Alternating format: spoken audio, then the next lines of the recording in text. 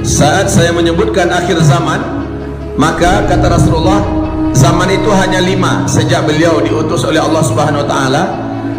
Zaman itu hanya 5. Yang pertama, zaman Nabi memimpin umat Islam. Yang kedua, zaman para khulafaur rasyidin memimpin umat Islam. Yang ketiga, zaman para khalifah yang menggunakan sistem kerajaan yang memimpin umat Islam. Yang keempat, zaman di mana Islam sedang tidak memimpin di mana-mana di muka bumi ini. Ini dia. Zaman keempat, Nabi menyebutkan zaman kediktatoran. Dan yang kelima, zaman akan tegak kembali pemimpinan Islam memimpin seluruh dunia. Dan inilah penutup, ini adalah finish, ini adalah akhir dari zaman umat Islam. Jadi zaman umat Islam ini hanya ada 5. Zaman pertama, Nabi yang memimpin selama 23 tahun. Kemudian Nabi meninggal, dilanjutkan zaman khilafah 30 tahun. Berakhir, dilanjutkan dengan masa khilafah dengan sistem kerajaan. Khilafah dengan sistem kerajaan. Ini yang paling lama, selama 1227 tahun. Zaman yang ketiga ini telah selesai, telah juga berakhir, yaitu runtuhnya khilafah Islamiyah pada tanggal 3 bulan Maret tahun 1924 di Turki ya. Runtuhnya khilafah Islamiyah berakhir, sudah zaman ketiga. Kita sekarang berada di zaman keempat, dan ini udah sampai di ujung, Pak. Di ujung. Kita mau menuju ke zaman keempat, ke zaman kelima. Zaman kelima, Islam akan kembali dipimpin oleh khilafah Islamiyah. Dan pada zaman inilah dunia kembali tenang setenang-tenangnya. Zaman pertama, kedua, ketiga, 2/3 dunia dipimpin oleh Islam.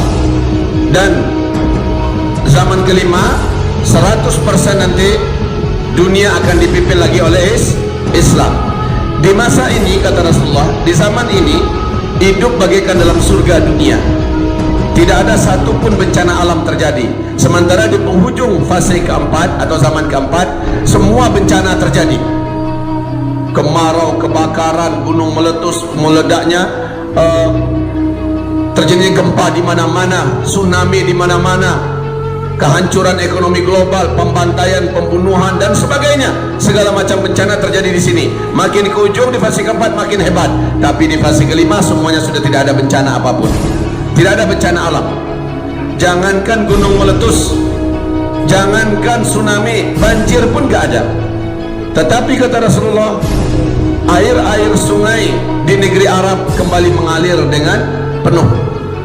Gurun Sahara yang luas akan menjadi berumput hijau. Pada masa ini tidak ada satupun orang miskin di dunia. Tidak ada satupun orang yang mau menerima zakat.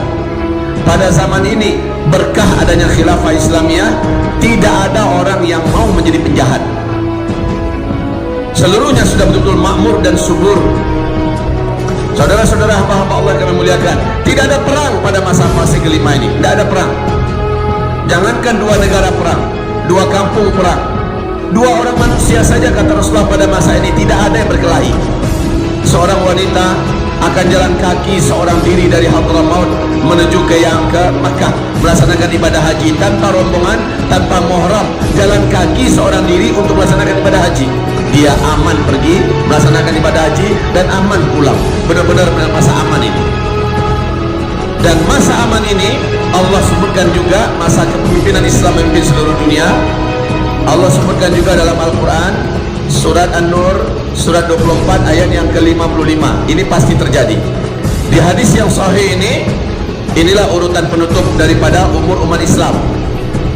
Setelah ini saya buat, perhatikan Bapak Ibu, garis seperti ini. Ini adalah umat Islam menyaksikan terjadinya peristiwa tanda besar kiamat yang ke-7. Ternyata tanda besar kiamat yang ke-7 adalah angin lembut yang sejuk lagi berbau wangi kasturi akan bertiup dari negeri Yaman. Dan angin ini ternyata bukan angin biasa. Angin ini membawa pesan khusus, yaitu pesan kematian. Dengan cepat angin ini membungkus seluruh dunia.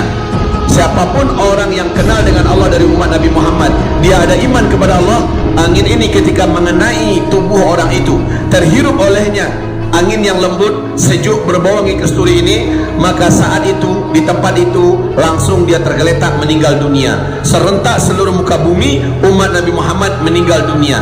Yang tersisa hidup setelah itu, kata Rasulullah, adalah orang-orang yang tidak mengenal Allah sama sekali. 1 atau 2 generasi setelah itu, barulah kiamat besar, kehancuran alam semesta. Jadi kabar baiknya, kita semua tidak akan menyaksikan kiamat besar, kehancuran alam semesta, karena kita Allah wafatkan dulu di tanda besar kiamat yang ke-7. Tanda besar kiamat itu ada 10, kata Rasul. Yang pertama, kedua, ketiga, dan keempat ada terjadinya di penghujung fase keempat, fase kita. Kemudian tanda besar kiamat yang kelima, keenam terjadinya di fase kelima, dan yang ke-7 ya langsung habis kita seluruh umat Islam. Baik Bapak Ibu yang kami muliakan, kita sedang berada di sini. Saya akan jelaskan ini dengan lebih luas ya. Saya ingin jelaskan ini lebih panjang insyaallah taala. Wahai hamba-hamba Allah yang kami muliakan, jadi sekarang khilafah Islamiyah ini pasti akan terwujud dan terjadi. Cuma di Indonesia ini entah dari mana sumbernya, bagaimana kejadiannya, kok ada segelintir kelompok atau sekelompok orang ketakutan mendengar istilah khilafah. Macam ada ancaman untuk NKRI dengan wujudnya khilafah. Saya katakan kepada yang bersangkutan, ketahuilah ini adalah bahasa Allah dalam Al-Quran, surat An-Nur ayat 55. Anda setuju, Anda tidak setuju, ini pasti akan terjadi. Ibarat orang Pak yang sudah menikmati kegelapan malam, dan dia sudah merasakan betapa dia bisa melakukan apapun dalam kegelapan malam itu. Dia benci matahari terbit, dia takut matahari terbit, dia tidak mau matahari terbit. Mau nggak mau dia matahari terbit, matahari tetap terbit apa tidak? Tak mungkin malam selalu malam. Pasti malam akan berakhir dengan fajar, lalu sampai dengan syuruk matahari pun terbit.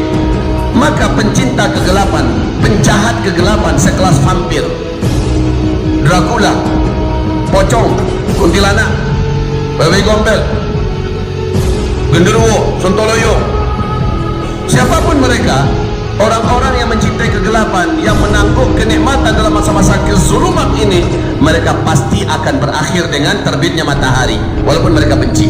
Begitulah fase kelima pasti akan wujud.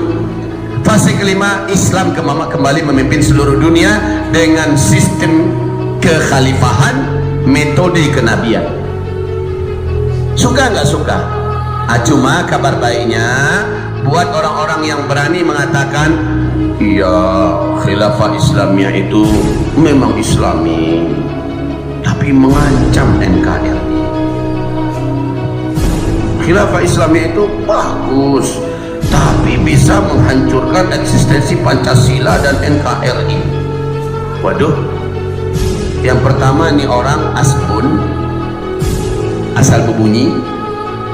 Yang kedua, orang ini jahil tentang hakikat daripada Islam. Yang ketiga, orang ini munafik, tidak akan keluar dari salah satu di antara tiga ini. Asal bunyi, yang penting dia dikasih duit. Yang kedua, dia memang jahil walaupun gelarnya profesor. Dan yang ketiga, memang orang munafik. Hanya orang munafik yang takut wujud kembali, tegak kembali khilafah Islamnya.